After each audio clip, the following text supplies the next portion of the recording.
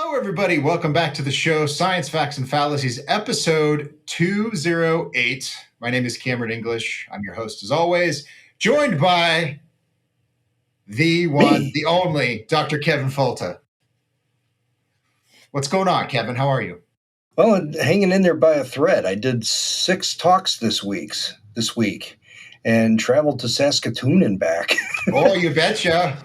Yeah, it was great. I love it up there. It was really nice. The students and everybody's so excited about science communication and getting involved in the conversation. And I think it's just so cool. It was a really, really nice meeting or set of meetings. That's good stuff, man. You've been a busy bee, spreading the good news of science, which you were doing last week as well. So you've been, is this a world tour? Is a Kevin Folta world tour kind of going on right now? I think it's kind of maybe a little bit of a revival of the way things used to be before I kind of got shut down by the man, and which is good because I'm kind of heading into a little bit of a lull here where I think I won't be able to accept many in-person visits. Yeah. When my critter lands. Yeah. So I think that it's great to get these things rolling. And I was really thankful I was able to get to Saskatoon. That was the one I was supposed to do last year when we had a hurricane. Had to cancel. Yeah. So it was great to get up there and see some old friends and great place to go to school. University of Saskatchewan. Pretty cool. A lot of good people up there. And if you're looking for a good ag school, go there. Okay.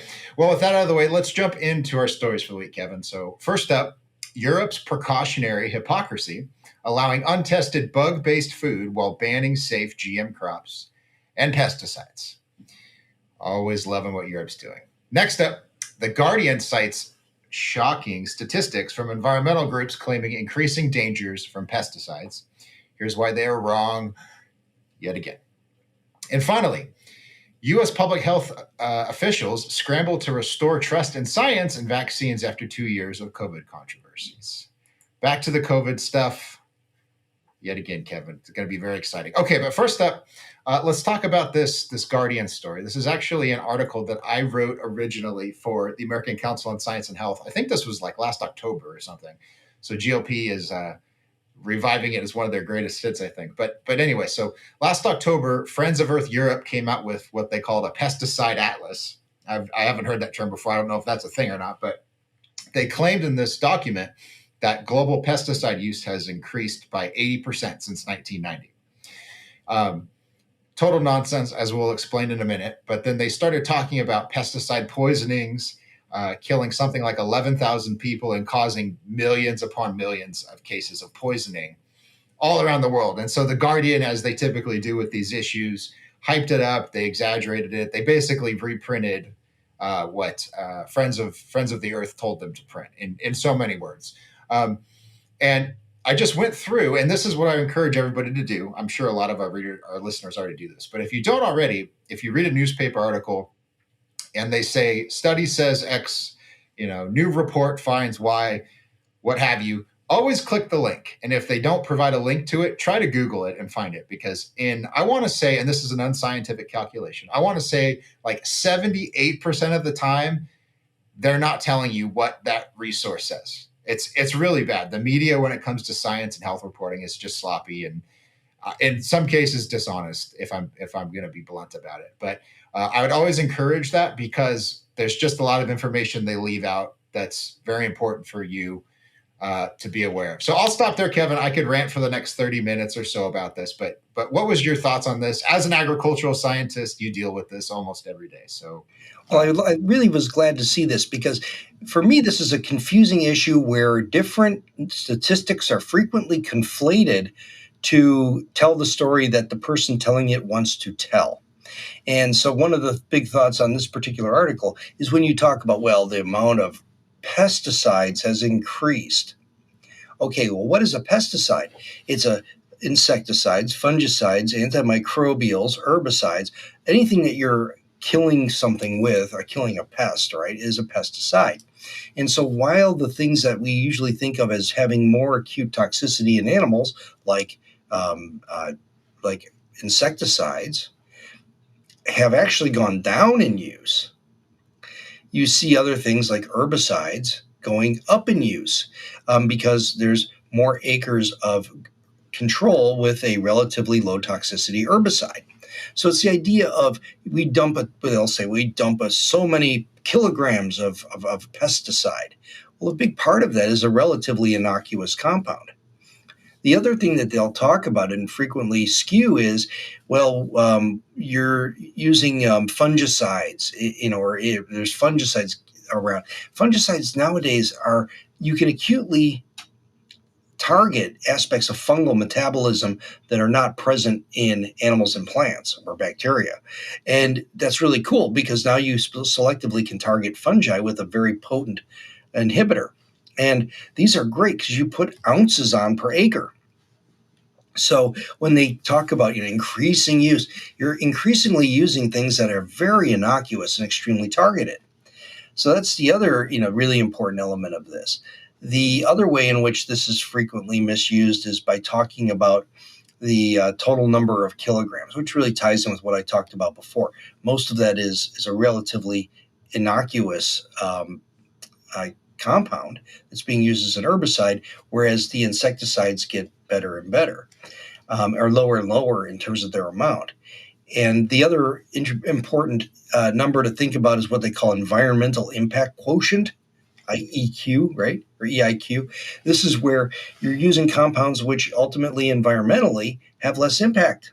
So there are things that have fewer collateral effects beyond the target. So all of that stuff gets thrown out the window when organizations like Friends of the Earth, Freudian, where when they write their articles, they go for maximum scare factor rather than clarification factor, and then that gives us red meat to have to dissect here on Science Facts and Fallacies. Yeah. Well, I don't know if you needed to correct yourself. They are indeed earthworms, these groups that we're talking about.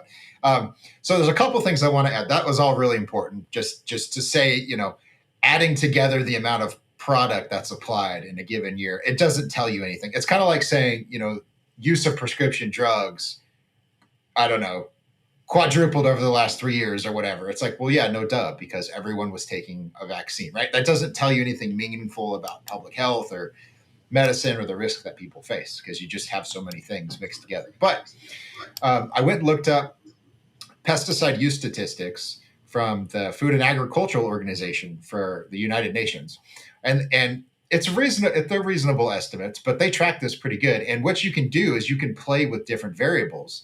And I did that in the story just to show you how easy it is to reverse this article if you wanted to. So, for example, if you measure pesticide use per $1,000 of agricultural production, pesticide use has decreased since 1990. And if you do it per capita, it's essentially been flat. And that's interesting because the global population has, I don't know how much it's increased, but it has increased substantially. So that's an important variable. And then one other thing I'll say is when you're talking about pesticide poisonings, unfortunately, in most cases, you're talking about people who are attempting suicide or who are misusing a chemical. And maybe they don't know they're doing it. And that's tragic. It's usually preventable. But that doesn't have anything to do with the safety of chronic exposure to very small amounts of pesticide in your food, or even for a pesticide applicator or a farmer. Kevin, again, you can speak to this better than I can, but there's safety procedures in place depending on whatever the chemical is, whatever the active ingredient is, that you can reduce these risks significantly. So it's sort of like, and the comparison I used was, it's kind of like quoting drunk driving statistics to discourage people from commuting to work on a Monday morning. In one case, it's blatant abuse. In the other case, it's the safe use of an automobile. So I'll stop. What other thoughts do you have on this? No, that pretty much sums it up real well. And especially when you start talking about, and I know we get into questions of, pesticides and organic use, that you have to really look at what is the impact of these things on an individual basis and how are they being applied and what precautions are being used.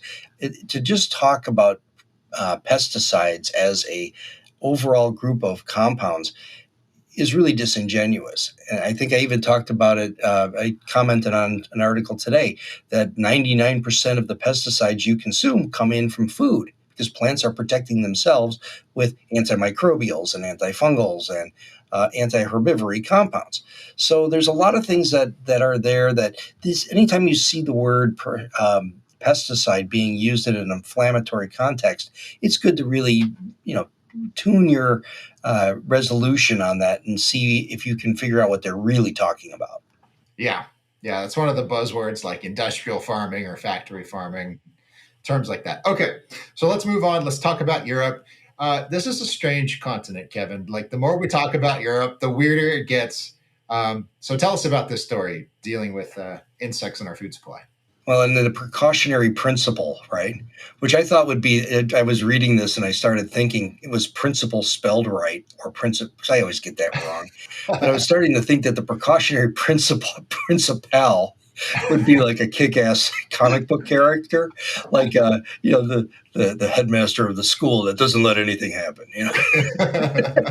Precautionary principle, or like a superhero, the precautionary principle who would zoom in and make you kneel on pencils because you did something wrong. Anyway, this is an interesting article that was in European Scientist by Christine Chavan.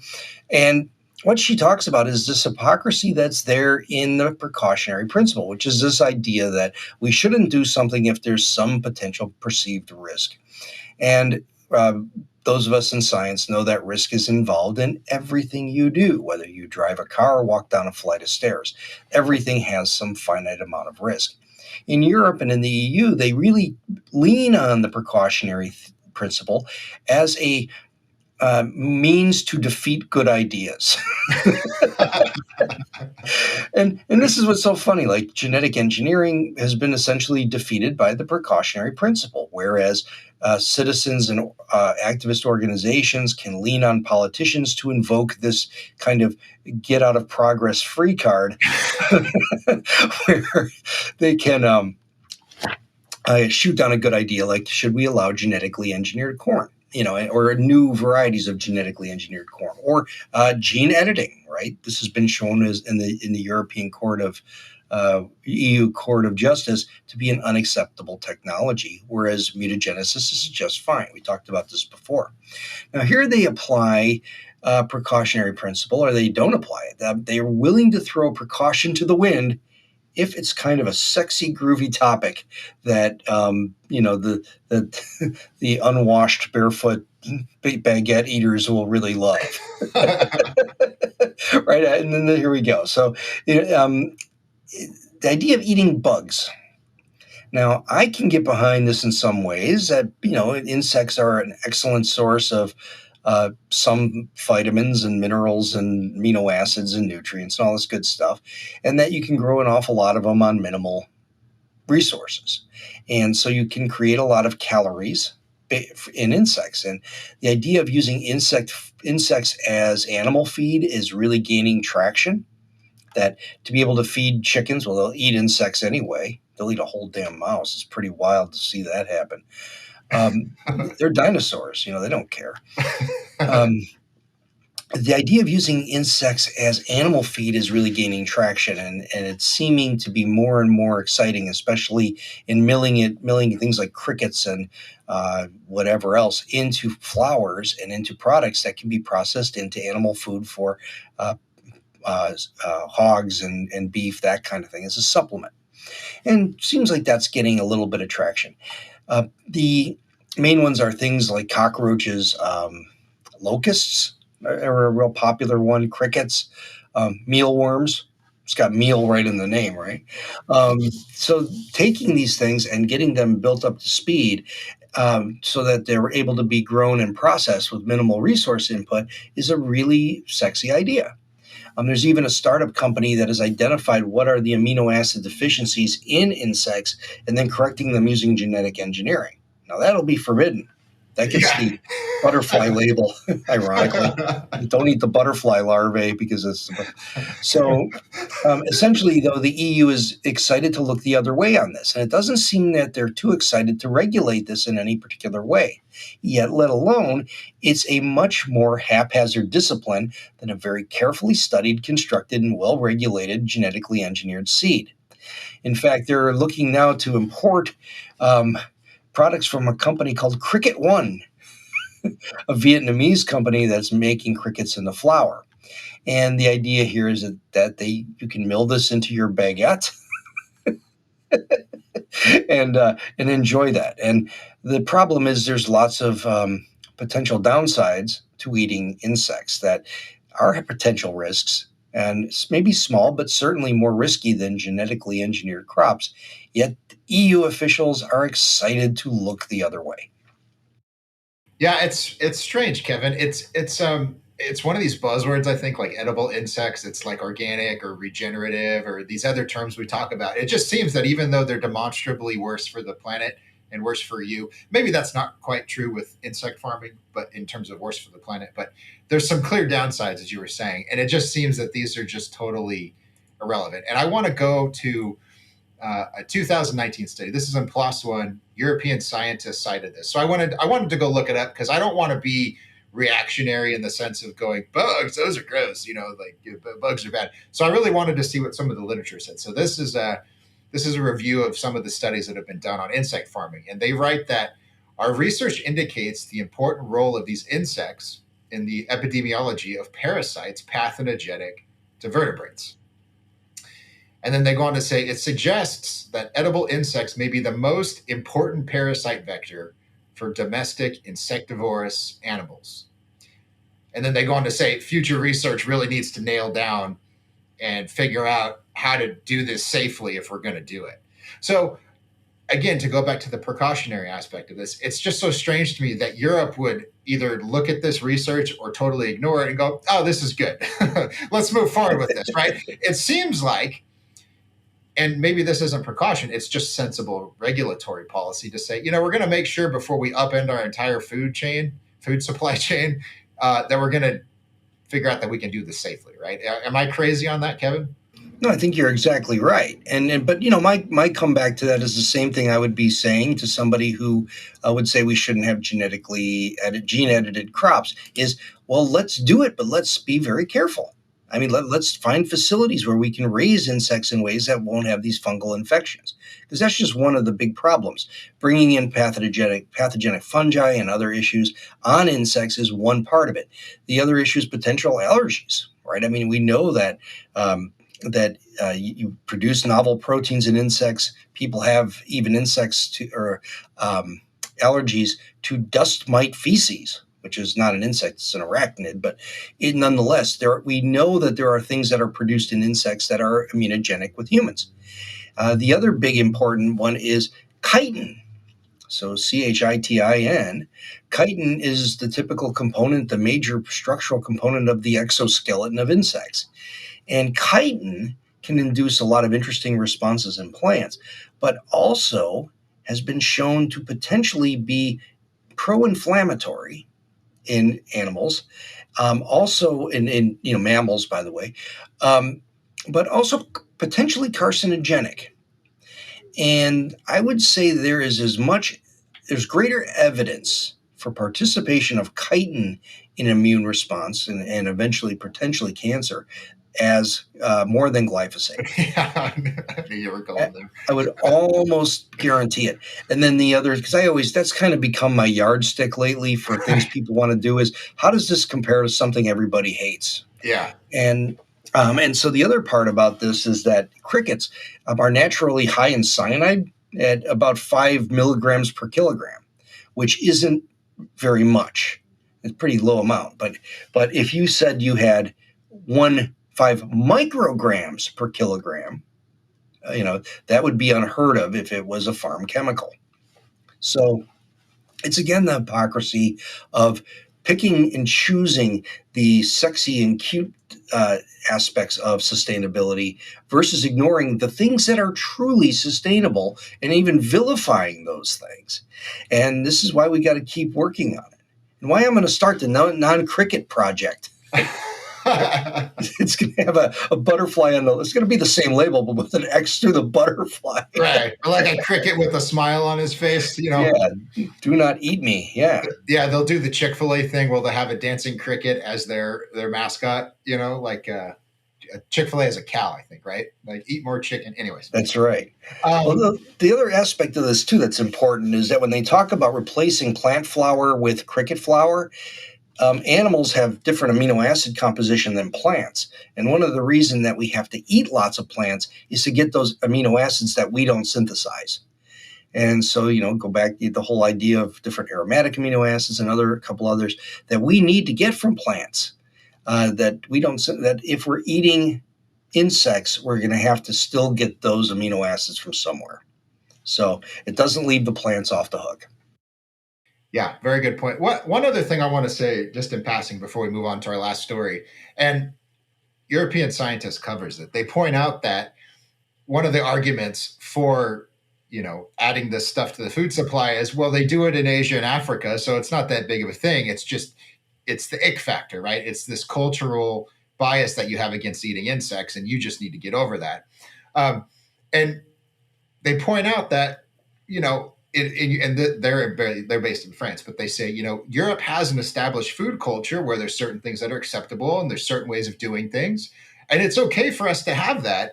And you can't just force this on us because, you can get over your disgust of insects. And it's kind of amusing because the same people who will say, well, you need to just eat insects are the same people that will tell you, you can't send your BT cowpea over to Nigeria because that's a colonialist violation of their traditional indigenous knowledge. And how dare you try to subvert their culture, right?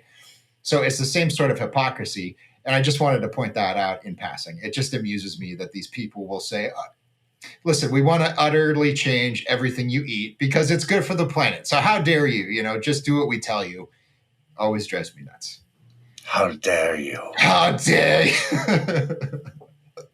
I think one of us got in trouble on Twitter for making fun of her, but I'm going to keep doing it. It's fun. Okay. Final story, Kevin. Tell us about what's going on here. Yeah. So U.S. public health officials scrambled to resolve trust in science and vaccines over 2 years of COVID controversies. And this is by Lauren Strasser, and appearing in the GLP. And really what this talks about is it focuses on what's happening in the stories in Oklahoma, where they're seeing big changes in vaccination hesitancy. And what's ended up happening because of COVID and a breakdown in trust in government organizations, a national organization, I guess you would say state organizations too, is that certain segments of the population are less excited about following public health guidance. And this has been reflected not just in the discussion of COVID vaccination, but also when you look across the board at other types of vaccination that occur, whether it's measles, flu. Influenza is notably lower in many areas of the country. I think it's several percentage points, at least in Oklahoma, and among certain demographics like pregnant women, where there's presumed to be more risk to the woman and fetus. It's 20% or something lower than it is, which is insane because they're the ones who are most vulnerable to the illness. So the big problem is what's going on with public health messaging. And I think the article misses it a little bit because a lot of what we're seeing in what the article discusses is using the wrong wording, talking about mRNA technology. What's a bivalent vaccine? What are monoclonal antibodies? And not speaking in terms in which the public can really comprehend. And that was really the one of the main points of the article about just the miscommunication. I think, in my opinion, what I see is public communication coming from folks in charge with way too much certainty and thinking that certainty is going to reassure the public when really the problem is, yes, certainty does have, speaking from certainty has some degree of giving confidence, but nothing takes away confidence faster than when your certainty goes to uncertainty. Right. And when certain little blobs of doubt come about, now all of a sudden, I thought you said this was safe. And so this is really, communication in these areas going forward is going to be much more dependent upon tailoring messages so that they're landing better with the public to begin with. And that's at least a really good start into what this article was about. They really ended up finishing up talking more about the role of misinformation. Yeah, all very good points. I also don't think this article was on the mark. I think they missed it by uh, much further than you're saying. They missed it by a lot of it. But before I say anything critical, they did point out one thing: the example of a pharmacist in Oklahoma City who pulled aside one of her patients who expressed some concern about the COVID shots, and she just said, "No, no, no. Here's how the technology works. Here's how they developed it so quickly. Here's why we recommend it." And presumably was a short conversation, and they asked the lady like that quelled my concern right there, because she just took a few minutes, and instead of mocking me as a covert racist anti-vaccine conspiracy theorist, she just explained to me what was concerning me, and then all of a sudden it's like, oh, I can just get this. So before I go on my rant, what are your thoughts on that interaction? It sounds like that reminded me of a Kevin Folta conversation, or at least what you describe as the interactions you have. No, that's exactly it. And we've known for a long time that to create these kinds of changes, you don't change someone's mind. You can give someone a popcorn trail to change their own mind. And by being kind and engaging on a one on one basis, these kinds of micro conversions are entirely possible. And that's where we try to solve these problems by painting with a broad brush. And it's very difficult. But by finding people individually, we can actually create this change. And not to go on a tangent, but that's why I encourage people all the time to engage in social media, because here it is one on one. And it's a little bit impersonal, and especially when you're trying to turn the tide on, Monsatan 666, chances are they're not going to change their tune. But if you're kind and reach out to them, the people who are watching Monsatan 666, and you have this conversation and they call you a shill, but when you come back with, well, let's take a look at why this is important for the developing world, it does tend to get people to think about it twice. So good engagement at the personal level, can't overestimate the importance of that. I think that doesn't get as much attention because it's really difficult and it's hard to do at scale. You can't multiply that interaction overnight by 250 million people. It doesn't work that way. So there's some things in the story that just seem kind of silly and condescending to me. You already mentioned the fact that, well, people don't understand what mRNA is, so you got to dumb it down. So it's like, no, you don't. And in fact, there was a study by MIT in 2021, in the spring of 2021. And one of the points they made is that COVID skeptics, as they called them, are very good at dissecting epidemiological data. They're very good at turning this research and this state public health data against the officials that produce it, because they're smart people. So I think that is really off base to say, well, we're just going to simplify the message. And I think that's just going to irritate people who are probably similar to me in a lot of ways. I have no problem with vaccines. I don't think the virus is fake or anything, but there are a lot of people that I probably share a lot of values with who think that stuff. And I'm confident that they would look at that and go, oh, so you think I'm too dumb to understand what a new vaccine is? I dislike you even more. So I think that's a problem. They also said that they're doing targeted social media ads at football fans and Star Wars fans. And I'm like, and maybe it's because we do this partially for a living, Kevin, and I get a masterclass in hearing you talk about what works and what doesn't work. And so I hear them talk about like, oh, our public health departments just need more money so they can do Star Wars ads. It's like, no, that's not going to work.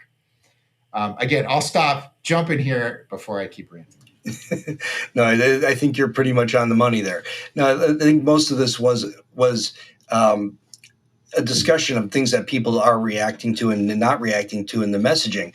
And that was another big part of this whole article, that when they said the word vaccine or vaccinate is a turnoff. And I don't know, man, people used to line up for a polio one because polio was the big turnoff. Right. Vaccines were the savior, and how that got flipped is really hard to say. But they said that when you change the messaging to choose today to be vaccinated, not to be vaccinated, just said choose today, and then maybe had some sort of, coronavirus or whatever. The idea is that you were emphasizing choice, which is Yeah, what people found offensive, was being told to do it. right. And so they aren't opposed to being told to make a decision, because they still feel the autonomy of making the decision. And that's kind of an important way maybe to think about communicating to the vaccine hesitant Yeah, is, this is an important choice that you can make to help people, and yeah. then go to the appeal to values. That's a really and that's the one thing that really liked about this article, is that it at least made me think about that strategy. It's kind of a good way to do that. I agree with that. The thing that I find a little challenging about it is that we, for a while at least, we had a federal vaccine mandate for a lot of people, and the Supreme Court struck it down. But I could see a lot of people looking at this Choose Today campaign and going, well, if I don't choose today, then I get fired tomorrow, right? And then I don't have an income.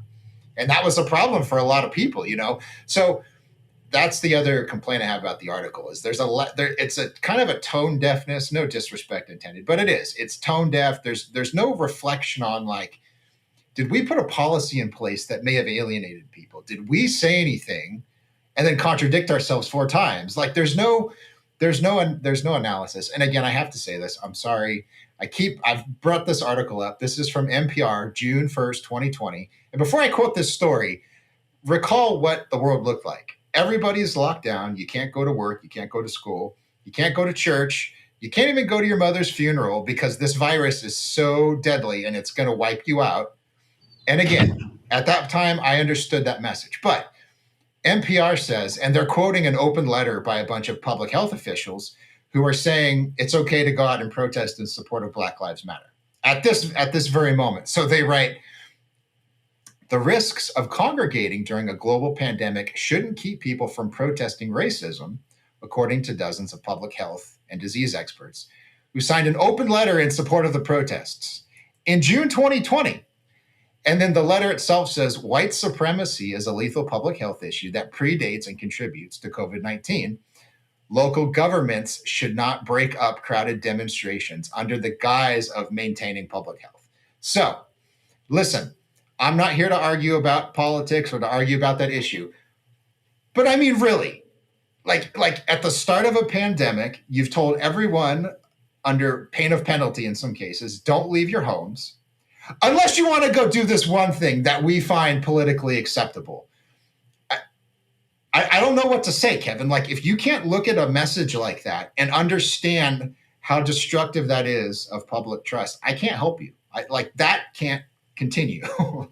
Yeah. All right. I'm done. I'm done. No, Sorry. but I can add on to that.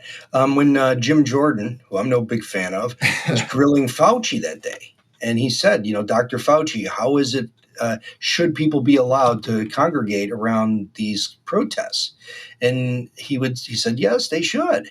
When he's the same guy who's telling people that they shouldn't be getting together with other people and shouldn't be, and this kind of stuff was so damaging to the messaging around COVID, because that was the wrong message. The right message would have been, no, any congregation around people increases the spread, the probability of spread. It's all probabilities. And if you choose not to wear a mask, you increase your probability.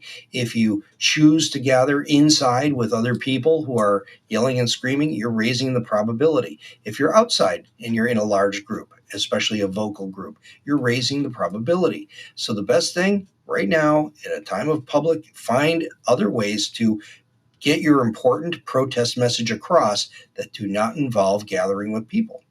Let's be innovative and come up with new strategies to reach more people through the web. There's other ways that they could have flipped that. Right. And I think that really eroded trust in Fauci and the CDC. Yeah.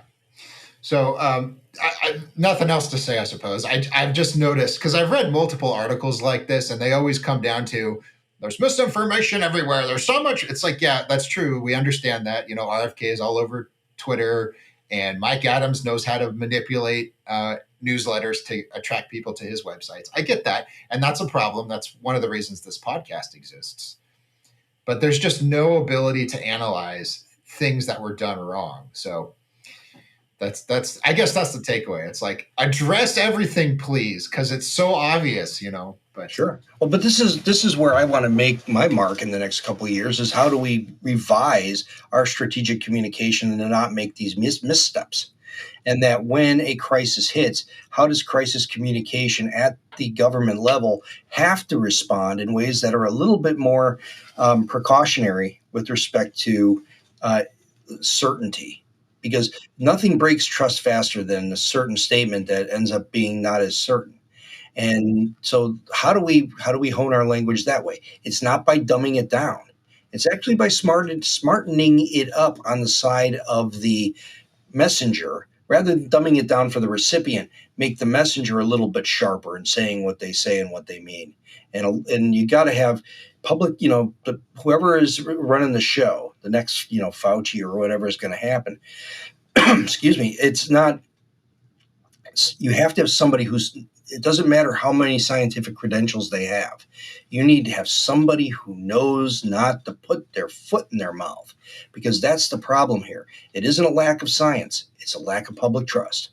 And so that's where the next leading officials need to come from. Very well said.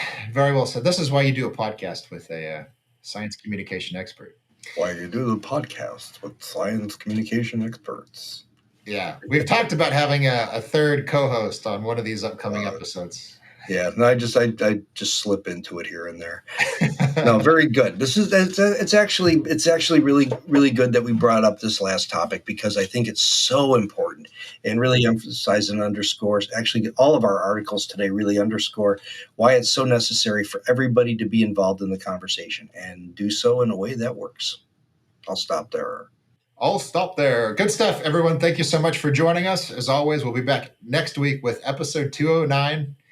2023 is already flying by, man. We're already quite a while into it. I'll just say that much. But it's already February 31st? yeah, February 32nd tomorrow, man. Yeah, I refuse to tear the calendar page off. I'm just going to keep going. It feels better. All right. Well, you guys can follow us on social media as well, at Kevin Folta on Twitter, at ACSH.org for my writing. Find it all there. Follow Genetic Literacy Project, because they put this whole show on for us. They're at Genetic Literacy on Twitter. Thank you so much. See you next time.